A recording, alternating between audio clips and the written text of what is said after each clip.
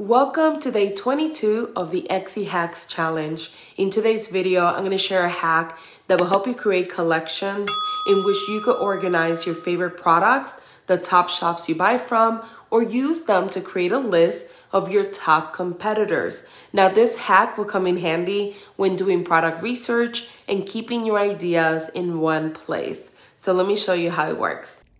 Like I said a few seconds ago, creating collections is a great way to organize your top products that you like, maybe your top shops that you prefer to buy from, maybe you're doing product research or you're doing market research and you want to create a collection of your competitors.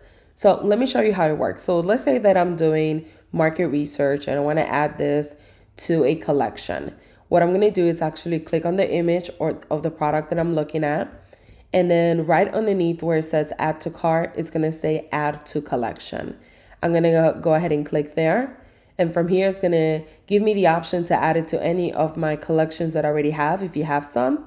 If you're starting from brand new, all you're going to do is create new collection.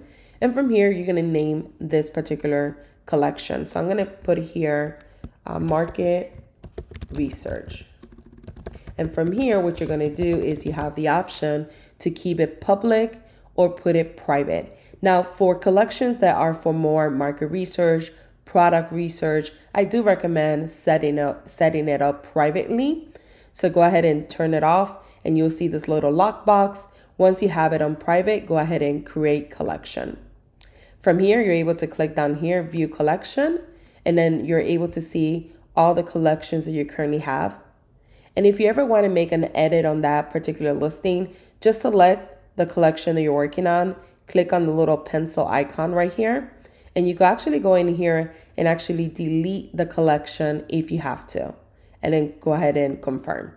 But this is how easy it is to create a collection. Let me know in the comments below if you plan to use this, and thanks for watching.